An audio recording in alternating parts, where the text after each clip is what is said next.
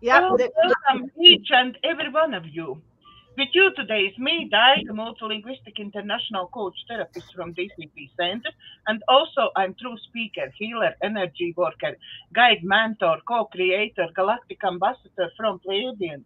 And with me is two lovely ladies, Morganne Rayne, spiritual consultant, gratefully providing access to high dimensions of being. Morganne has been called healer of healers as a way to describe her unique spiritual tools she shares. Morganne is here to serve those who seek greater understanding of their secret spiritual self, have deep desire to integrate that consciousness in their 3D world. And with us is as well Jeannie Reyna, licensed psychotherapist in state of Washington, working primarily with early childhood trauma, sexual abuse, and emotional neglect, helping clients empower themselves. Jeannie sees herself as a lifetime student of growth. She continually takes classes to enhance her knowledge base. And please remember, if you or your family or friends are interested in personal therapy and healing, you can reach out to me, Morgan, Jeannie, for private sessions. All contact details are in description below the video. If you like what I do, please like, share, and subscribe to my YouTube and Rumble channel. Okay, ladies. Hello, hello, hello. How you been?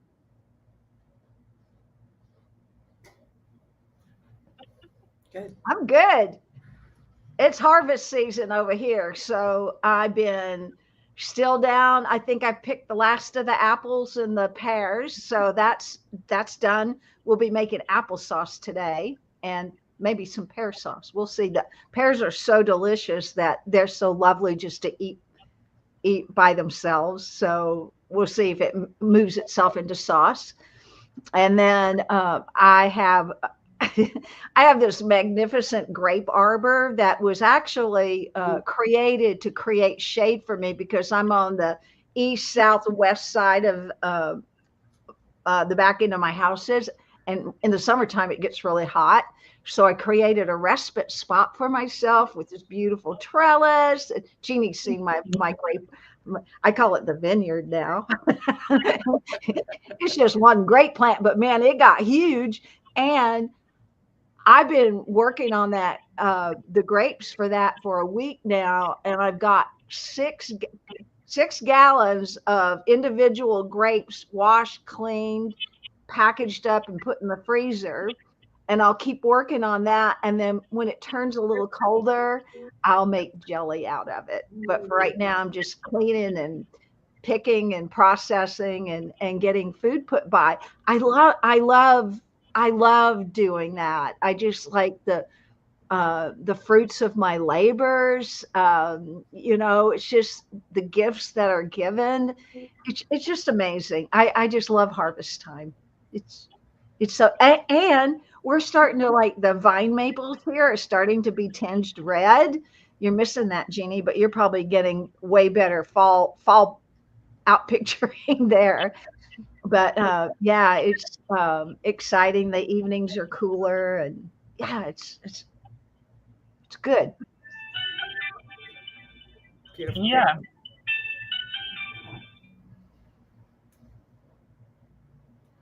And Daga went away. All right, so we don't know what's going on with Daga, but Jeannie, how are you doing? We'll just continue on. I'm doing well. I feel like I'm getting all um, these tasks done that I need to do um, for my travels coming up in the future, near Yep, future. yep, Yeah, so it's good. And very I'm good. and I'm back. And you're back. We just continued on.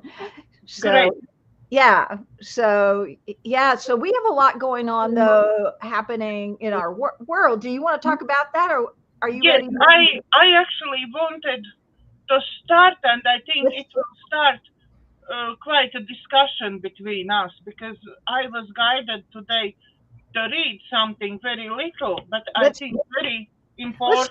Let's do that first. Let's go ahead and read, because usually it really melds right into what we're doing. I think it will set up all scene for us today, what I will read. Okay, there it goes.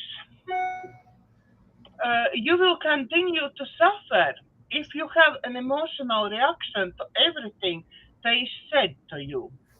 True power is sitting back and observing everything with logic.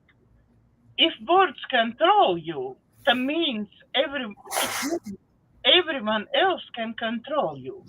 Breathe and allow things to pass. Power is not loud. It does not demand attention. True strength lies in mastery over oneself, over the reactions that rise like storm within us. True strength lies in mastery over oneself, over the reactions that rise like storm within us. Every word spoken, every action taken by others is a reflection of their world, not yours. When you let emotions dictate your responses, you can hand over your sovereignty to others. Anger, frustration, hurt, these are the chains that keep you to a life of suffering. But when you observe with calm, with clarity, with steady light of reason, you reclaim your freedom. To sit back, breathe, and watch the world unfold without losing your inner balance is the mark of true power. It is the wisdom of the warrior, the serenity of the sage. In this silence, in this pause, you discover that you are not controlled. You are the master of your own spirit. Do not react, observe, understand, and let life pass through your consciousness without leaving scars upon your soul. So, wow. yeah, and they give me this about 15 minutes before start of show. So yeah. And what I want to say about this is that I find the very first what I teach every single client who starts working with me is being in this moment. Mm-hmm. Yeah, so be in this moment and start observe your life, not be in the middle of this life, but observe this life from sidelines. Yeah. It's the observation of it, but it's the capacity to be centered and in the present moment in the observation. Because when we're not, then we get yanked into what we're observing, right? So, and then we're reacting all over the place. It goes back to a conversation that we had, I don't know, maybe last week or the week before about checking in about what's yours and what's not, right? So it's like, because I think that humans are really being called right now to get present, get truly present within themselves, and know really what their hearts and their minds really are. Because what I see is this kind of like trying to rip away what the outer world is telling people. And I see it more and more. People are trying to extricate themselves from what's coming at them and being in the present moment with just who they are, so that they can respond from the presence of who they are rather than the presence of what the world is telling them to be or causing them to react to be. So we spoke about checking in when things are coming up, or that, like in the piece of writing you were talking about, right? It's like a lot of times we get entrained with other people's stuff, and it's not ours, right? And we need to have the whatever it is, the chutzpah, the capacity, the whatever it takes to step back and go, is this is this mine to be with? Should I be angry? Should I, it's like we get pulled off in other directions outside of ourselves. But that's because humans have not yet, some are, but not all, have not yet learned how to come within and acquaint themselves with who they are. They're still going off of the I should be, I could be, what others want for them, or how they should be in the world. And I think we're at a tipping point in our own world and in our own internal world that is really calling us to get clear about who we really are and how we want to move into our world. Not how other people tell us to move in the world, but who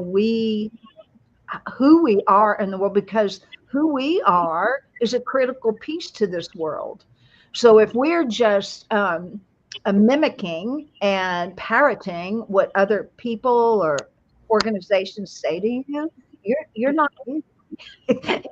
You're not you. You are you parroting and mimicking. But that's not the part the world needs. The world needs the authentic part of you. And that's the courageous piece, to go and discover, really, who are you, right? So that I wanted to say that. Jeannie, do you want to add to that piece? Because I got more I want to say about what she wrote, but no, I think I agree with everything you're saying, and I believe that I think people are waking up to who they are. I think it's a process. It doesn't happen. It's a continuous process. We're some days we're better than others. Yeah.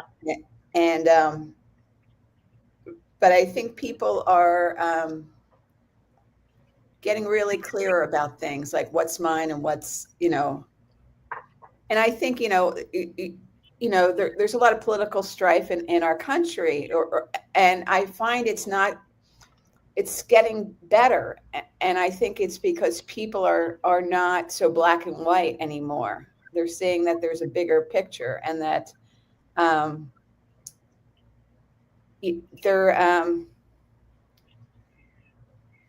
they're not going along with what the news media says, because no matter what side you're on, you have your own news media telling you something. Yep.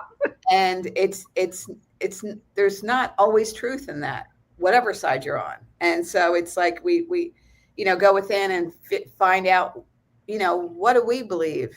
Like, does this go along with our values? And that's, and is this true? And really, it doesn't matter if it's true. It matters if we're living our from our values. Exactly. Yeah, truth can be fluid, Right. So yeah, I love how you put that. That's beautiful. The other piece I wanted to address with what you spoke about, Dega, was the suffering aspect, right? So suffering, we've seen a lot of that this last week here in our country. Well, we've seen a lot of it for a long time, but a lot of it just seems to be really in our face. What I know about suffering, and maybe you two have discovered that as well, is that our suffering is an outpicturing of what we're attached to. So if we're attached to something, then it's like we might be attached to how we want others to be, or even how we want to be. Or if we have an attachment to something, we're going to have suffering. So what I tell my clients when they're in a place of suffering, I want to walk them back and find out, what are you attached to? What's got you here, right? What's got you tethered? Because and if you're suffering, that means it's not your truth. It's like you're attached to something that is not for your highest and your best. And I just want to throw that back out there, because when we can all get into places of suffering, we're human. But to take the opportunity when you find yourself in suffering, to just ask yourself that beautiful question about, what am I attached to here? And it may be I'm attached to, I want a particular result, or maybe I'm attached to, you know, I'll say, I'm going to say this because I've shared this before. I'm in a um, uh, discordant relationship with a child of mine, right? And for a long time, I was praying for healing. I wanted healing. I wanted our family back. I wanted, this attachment I had to what family should look like. I was so bloody attached to that. It was wrecking me. And Jeannie's been present with me when that particular issue has raised itself. But the truth is, from from this whole experience that I've had from this, I've had to give up that idyllic idea that I was attached to about what family should be. And I've had to pull that thing apart and go, well, is that true? Should families be this way? Apparently not, because mine's not, right? So I can take the should equation out of there. So when and I don't suffer anymore over this, because I realized that what I was really suffering about was what I had an expectation of how it should be. And when it wasn't presenting itself as what I thought it should be, I would suffer. I would get upset. I would get depressed. I would get, and maybe our viewers are, you know, having an inkling of this might be true for some of them too, right? I think, we get these idyllic thoughts about how our world should be. And then when they're not, we become miserable and we suffer. So I just wanted to throw that out there, because I think that that's a critical piece in what you were speaking about, is to really track when it does happen to you. When I love that word curiosity. It's like one of my favorite words ever, because if we become curious about our suffering, that's how I discovered that my suffering wasn't about healing the relationship. It was about an attachment that I had about how I wanted my family to look and be. Right? And when I gave that up, it's like I could breathe again. I had me back again. So anyway, you got anything to say about that, either of you?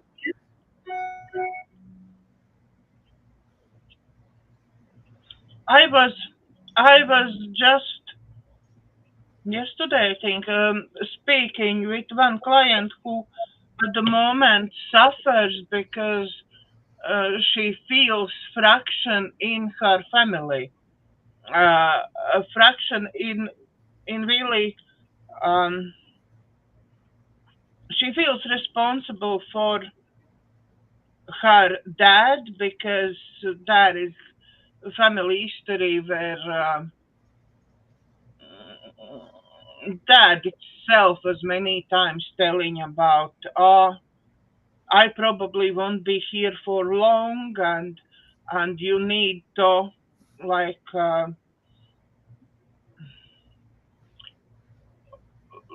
look out. You'll need to learn from me while I'm still here, and so on. And now there is two brothers her father and her father's brother, who are completely dysfunctional.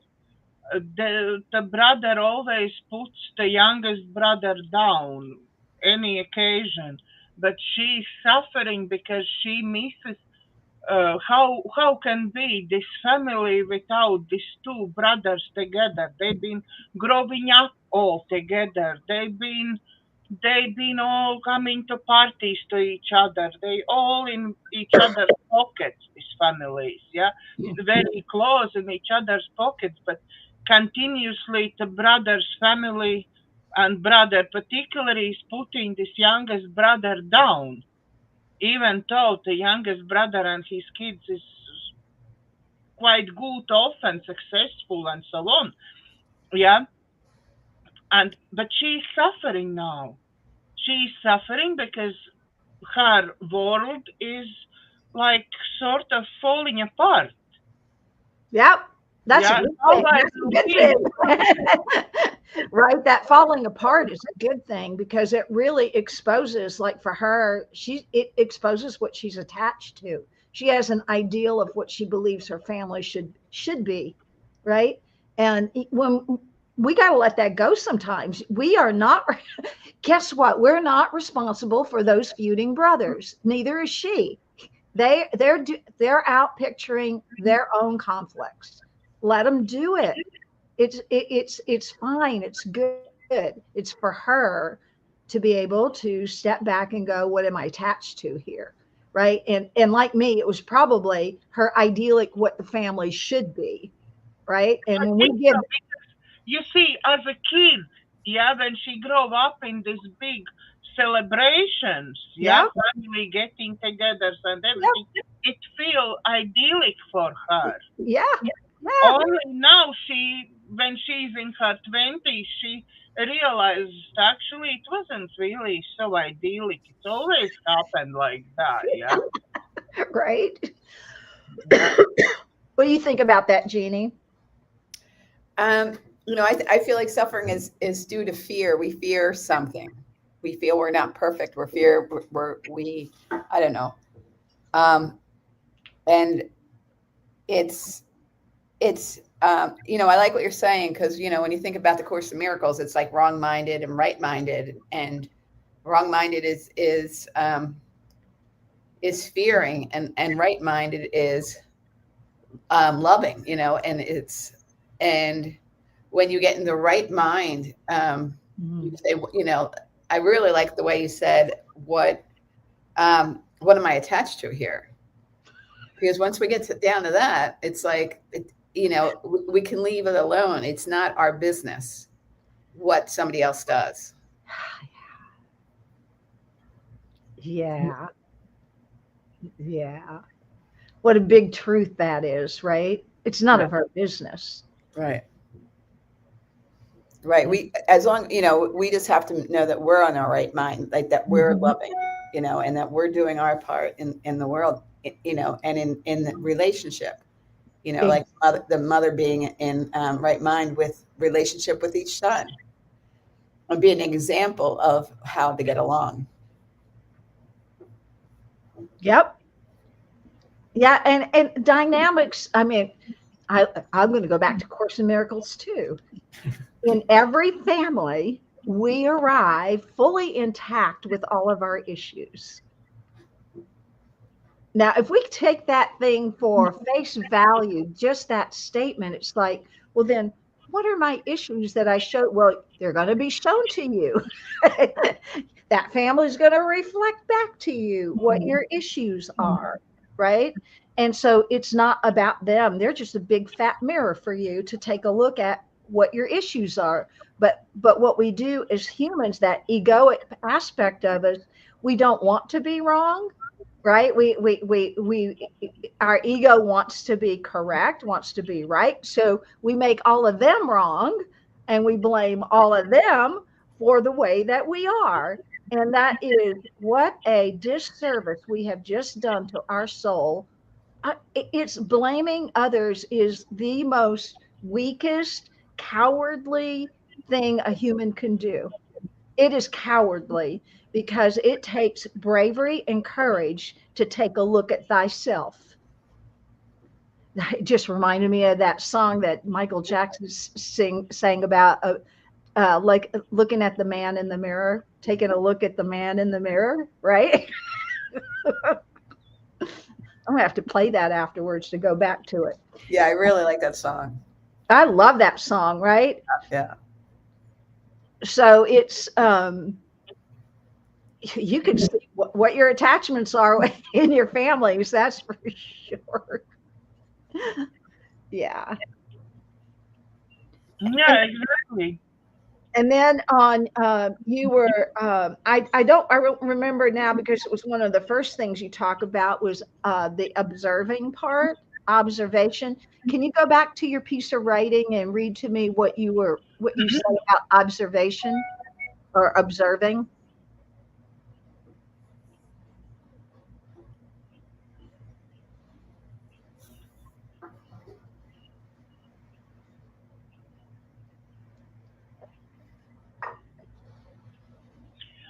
But when you observe with calm, with clarity, with steady light of reason, you reclaim your freedom.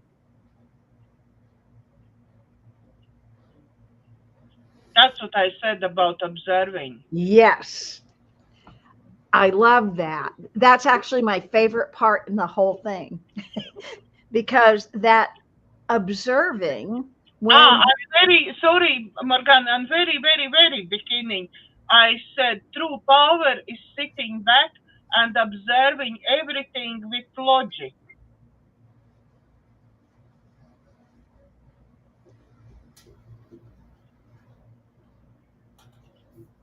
okay, all right, I love it. Okay. So what is observation?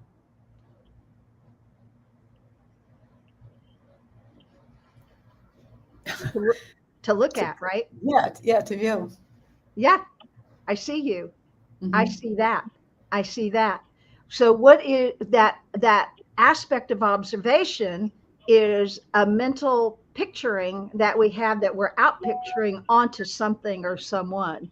So when we're observing and something, um, let's say we're observing, I don't know, we could pick anything, but we're all observing it. We're observing a sunrise, right? The sunrise will be observed through the mind that sees it. That sunrise is not going to look the same to Jeannie, to Daga, to me. It will look different, because each of us has within us our own filters and belief systems that we see through. So we can see, well, it was a really good example. We can take a human being, and certainly there was one that happened last week that some people observe through their lens this amazing, Christ-driven, beautiful human being that is bringing love back to the world. So that's one. But another can look through their own mind and see, this man is a fascist, this man is evil. So you see how people can look at the same thing, but they can see different things. So when we are observing to get the true picture of what it is, and this goes back to what's mine and what's not, right? Sometimes we're observing through not just our filters, but other filters that we've picked up along the way. So, so on either side, it doesn't matter what it is, but it's for us, it's to go back within and observe what it is we truly believe. What do we see within ourselves?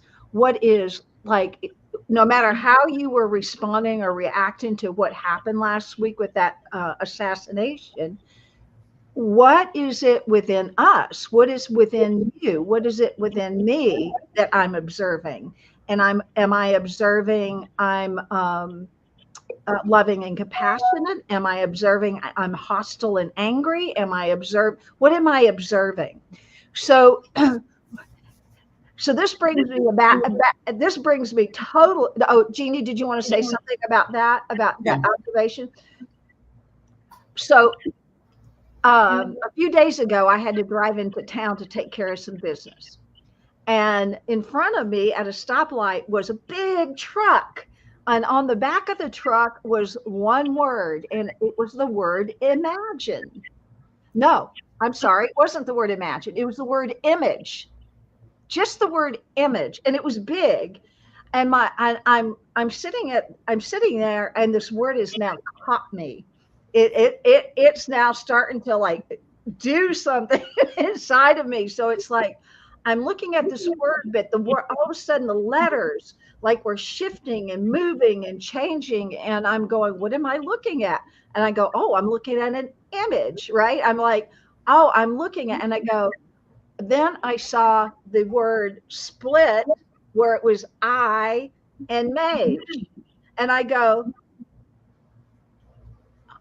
oh, what is mage? Right? I know what that is. That's the magic within you. That's the mages in the old world. Like that's what they called the magicians, those who had supernatural powers. So, and then I'm like going, I magician, and so, okay, so now like I'm going off on, now we got to go, right? Light has turned. So now I'm driving and it's like this thing is like jumping all around. So this is the part about the observation. I tell you, whatever you write is going to come back around to what's been going on. So then I started pulling it apart. So what is an image?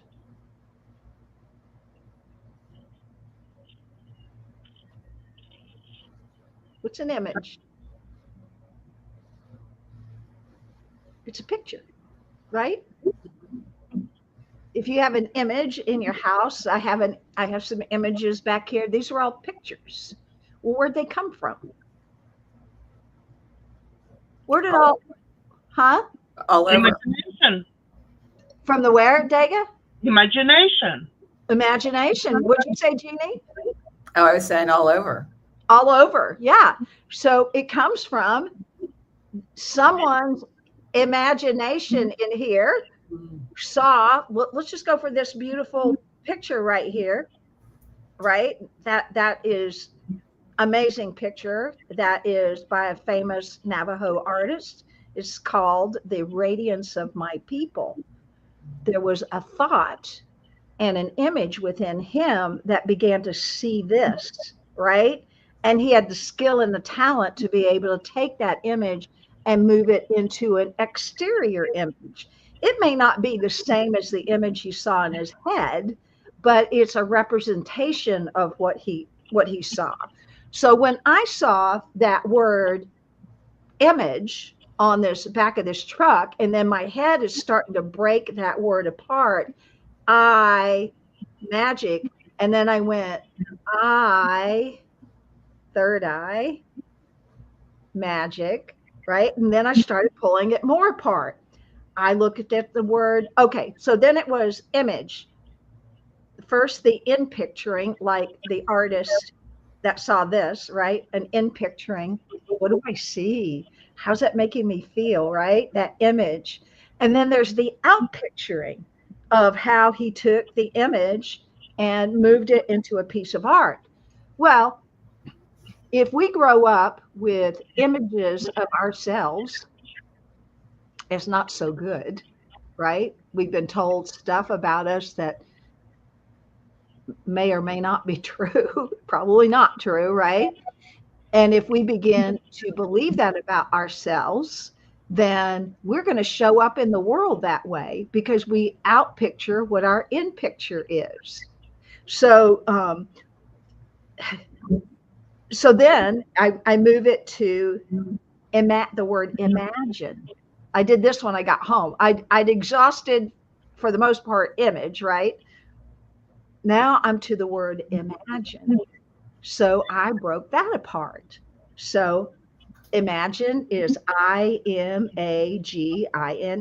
So magi,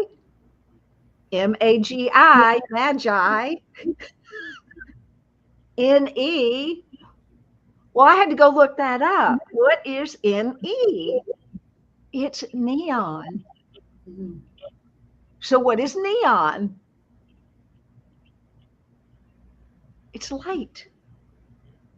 Neon is light. It's one of the noble elements of our world. And I went, oh my God, I magi light. So I mage light. So I'm the magician within. I am the light within. So after I broke all of this down, it got to that one piece of information here. I am the light within. So Mm. we in our imagine, I talk to people about like use your imagination, use your imagination, what pretend, what however you want to work with that. Look at what are you creating. We are the images that we put in here through here come out here. It in picture out pictures at some point, right? So let's go back to my suffer part, right? Where I had a belief my family should look a particular way, right? It's like, well, first of all, I didn't come from a family that looked that particular way. But as I'm growing up, I'm going, I want this, I want this, I want this. I was doing out of what I had not. I was not doing it from the creation of something incredible and beautiful. So it became suffering when it wasn't doing it what I wanted it to do. So so what are we imaging, right? So I don't know. I may just be all over the board and just kooky as crayons. I don't know. But what do you think about that whole piece there with the image? It's brilliant. I think it's brilliant how you break everything apart and where you get with it. Right. Yeah. Very creative. And the fact that it came to you, it means it was meant for you. Oh yeah, and it's meant for all of us, I think, right? It's just another way, another path for us to follow that opens up what our real capacities are. I am, if we claim we are creator, and I believe we are, we just don't know how to create, haven't known how to create correctly. We create all right, and we create some doozies of things. We create some good stuff too, but we can create we can create ourselves some big messes, right? Well, that's all out picturing what's in picturing within. So that's why it's important to do the shadow work. Don't live in the shadow work, but do it. Walk through it. Release it. When you bump up against it, like, is that mine? Right? And if it's yours, take responsibility for it. If it's not, hey, let it go. Just let it go because it's not yours, right? So I think that it is just another way for us to access, um, and I'll say me to access, and then there's the universal I, that we can access really who we are. And it was like staring me right in the face, right? I, Magi, I, that's where all the magic happens, right? In that realm of the capacity to see, the capacity to create, the capacity to dream, like like I know for myself and Daga, I mean, how we first met was because we both had visions of humanitarian projects. That's how we met, because we were operating in a realm of, we had a vision not for ourselves but for our worlds. We had And that's how we met. We're in a group of people that's what they came together to talk about, how they came to be that way, right? So um, we have imagination, we have that vision within us of how we can participate in that. And so what we want to see now is the out picturing of that, right? We've got the in picturing, and there's a lot that has to happen within us alchemically to bring that forward, to be the worthy light bearers of a vision like that. And I'm and I know for myself, and I know for Daga too, we've done that work. We've rolled up our sleeves, we've gone to work, we've cleared, we've cleaned. We're still doing it. We're still doing it. Absolutely. And I, at the moment, to drop in about our work, at the moment, I really feel, to think I'm struggling. I can create everything what I want in a moment, but I'm struggling with one huge thing in this life. It's financial thing, yeah.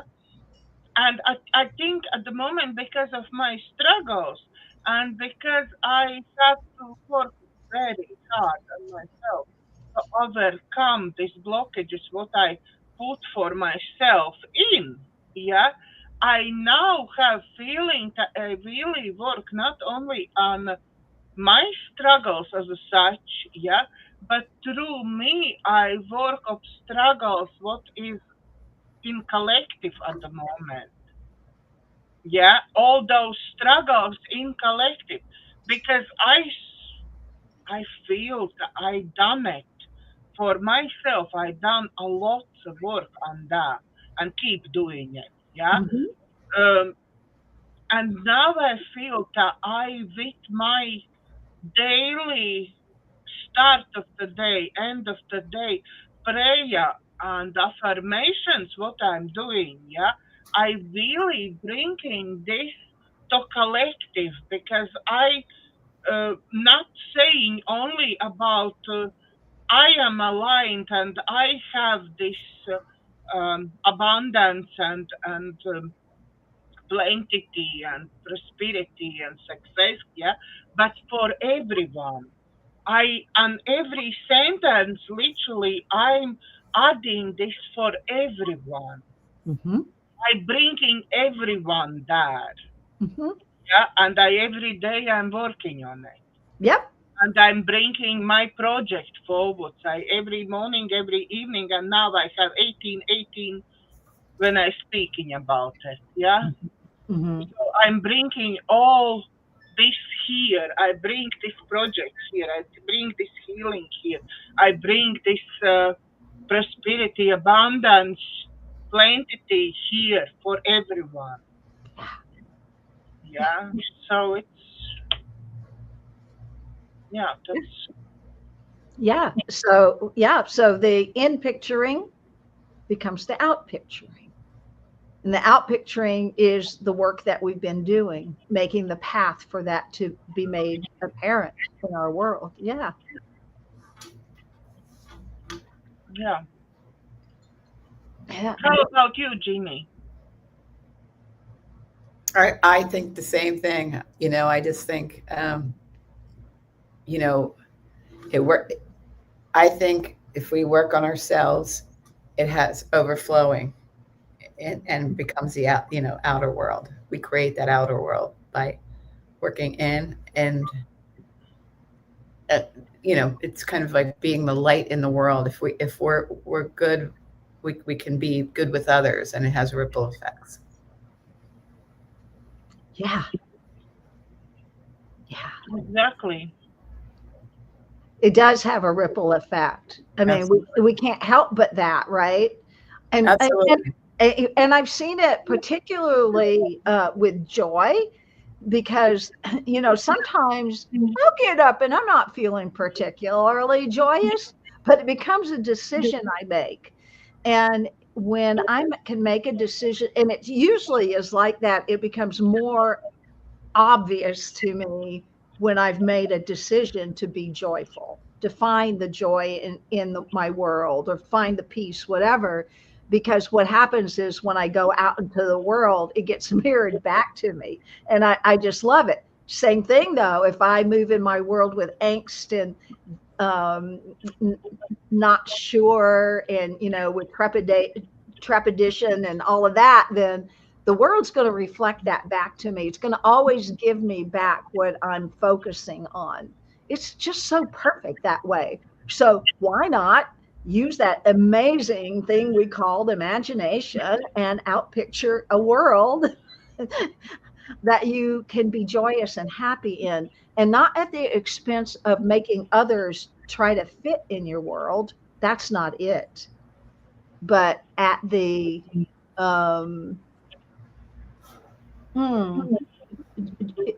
we create it for self, right?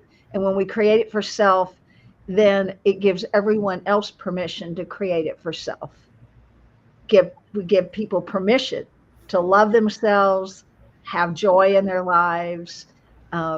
Yeah. So I noticed this the other day when I was out, and this was actually after the image piece. Okay, I had to go to the print shop and get a whole bunch of documents printed. So the guy there was a young kid helping me, right? And I couldn't figure out their print machine. It was it's a computer, right? It's not like just you put your paper in and get it. No, it's this complicated computer. And so I'm over there and he sees I'm trying to figure it out. And he comes over, he goes, can I help you? And I go, oh, please, right? And he showed me which buttons to push. And so I was able to complete what I'd come there to do. And I went up with my bundle of things that I had done, and we were talking. He goes, that was like magic, wasn't it? And I go, well, that's interesting. He would say that. And so I told him the whole image. He was my first one. I was able to can you believe this? And he goes,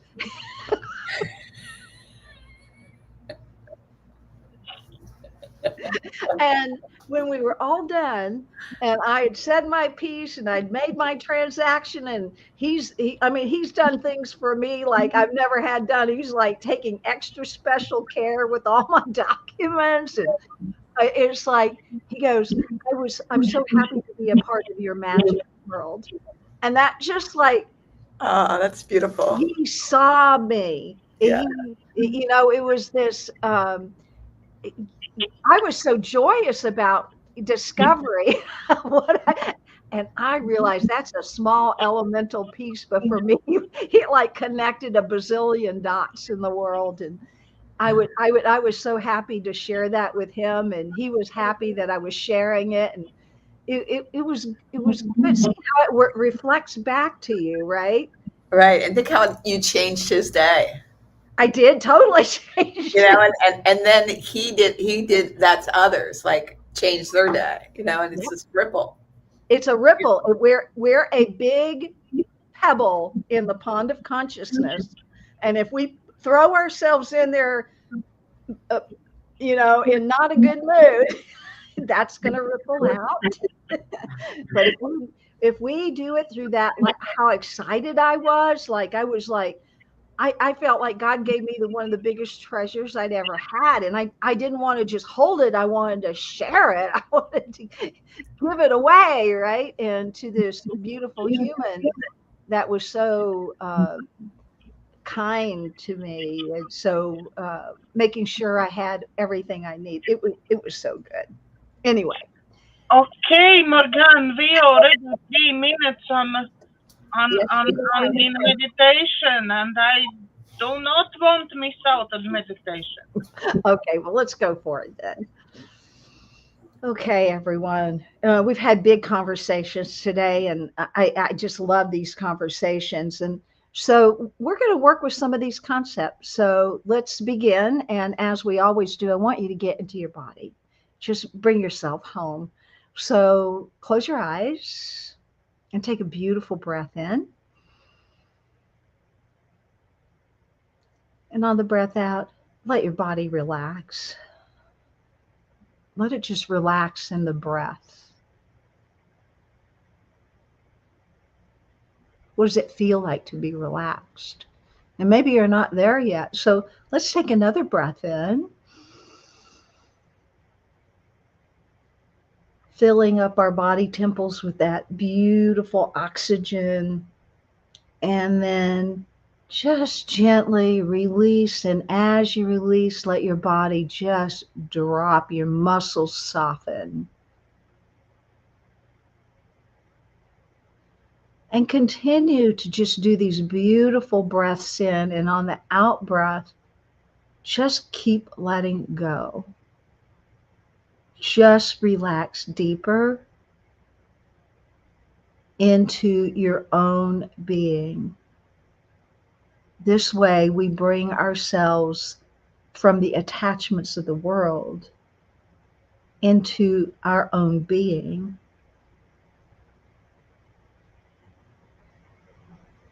And so continue to just breathe and let go.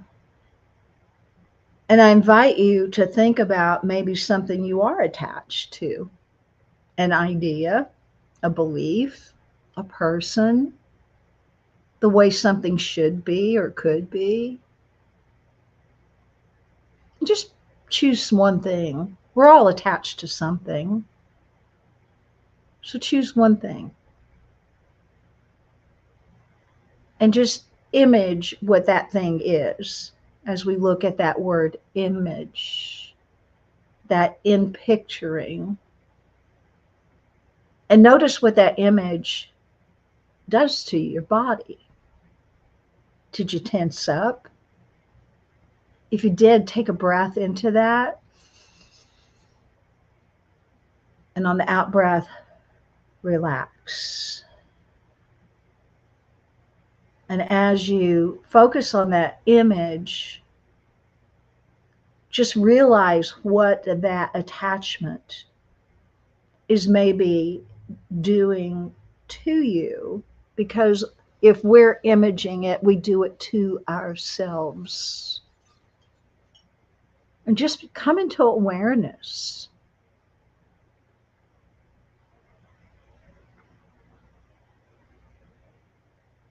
Becoming aware is the first, observing, that observation piece. What do I see in my world? So scan your world right now. What else are you attached to? And with everything that you find you're attached to, how something should be or could be, take a beautiful breath in. And then on the out breath, just relax your body. And as you relax your body, let go of the image. And let's do it again. Scan your world, your family, your work, your clients, your whatever it is yours in your world. And notice what you might be attached to.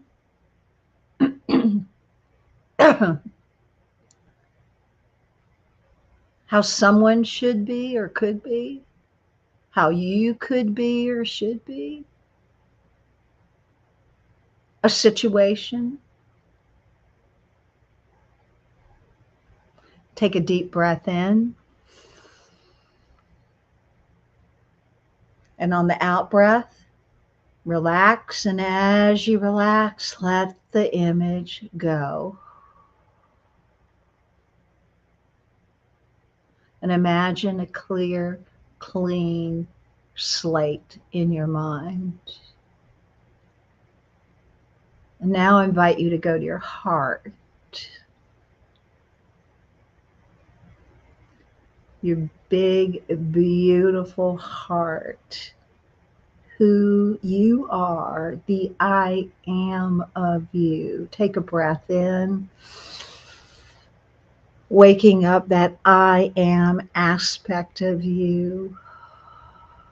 And relax into that I am. And within your own being, allow a picture to come of who you really are, but you've been afraid to bring it forward. Just bring that forward. Let that aspect that's been hiding or that you hid away, let it come forward. This is who I am. Take a breath into that. Wake her up, wake him up, and relax into it. And as you bring that up, what is the image you see of yourself?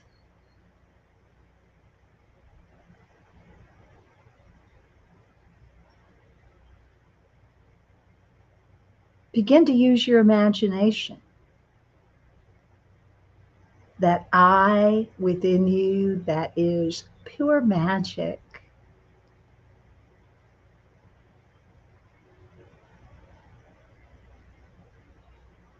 Waking up the imagination. Who am I? And if you're not sure, we can ask the Holy Spirit, reveal to me who I am. Take a breath in. And maybe who you are is peace. Maybe who you are is pure love. Maybe who you are is artistry in motion. Maybe who you are is a speaker, teacher. Let whatever is coming forward. And we're going to take a breath, but this time we're going to take a breath breathing life into it. Just take a beautiful breath with me. Waking up the I am who I am. And relax into it and let your body temple feel who you really are. And if you're loved, if you've been shown that, what does it feel like to be loved?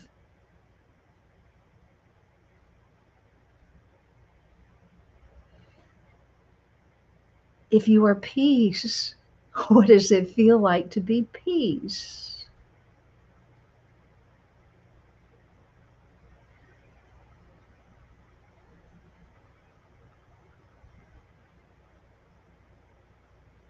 So allow yourself to discover your I am.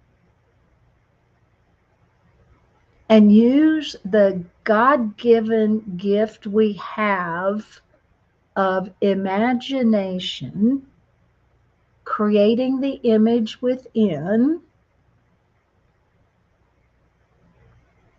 to bring to life who you truly are. Take a breath in. And let that breath out and allow the I am of you to integrate into your body temple so beautifully.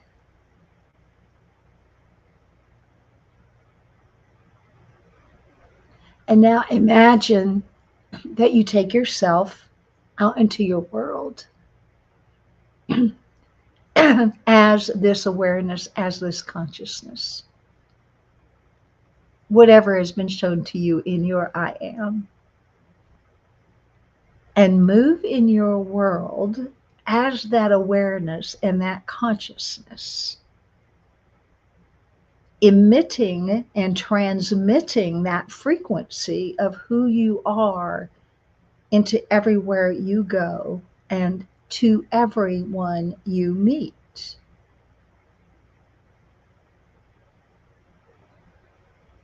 And maybe you can imagine how you will feel.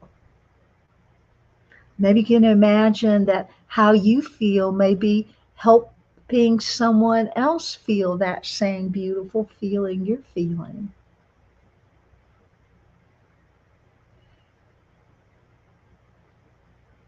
And now bring your awareness back within yourself, to your heart, to yourself.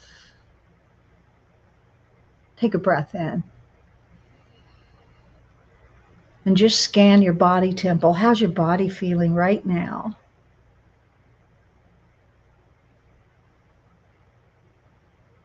Are you relaxed and calm? Are you available? And so, my beloveds, with this beautiful exercise, we offer this to you to continue to practice this exercise of discovering who you truly are, not who the world tried to make you, not your family, what they wanted you to be, none of that. Who are you as the beloved child of the divine, awakened in this moment? Who are you? How are you?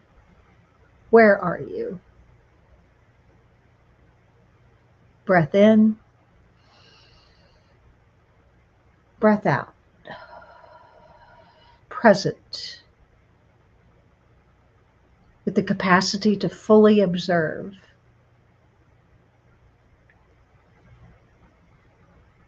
Coming into mastery. So good. Let's let it be right here.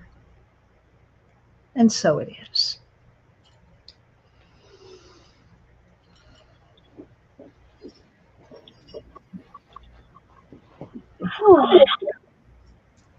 I didn't want to come back. I don't know about you.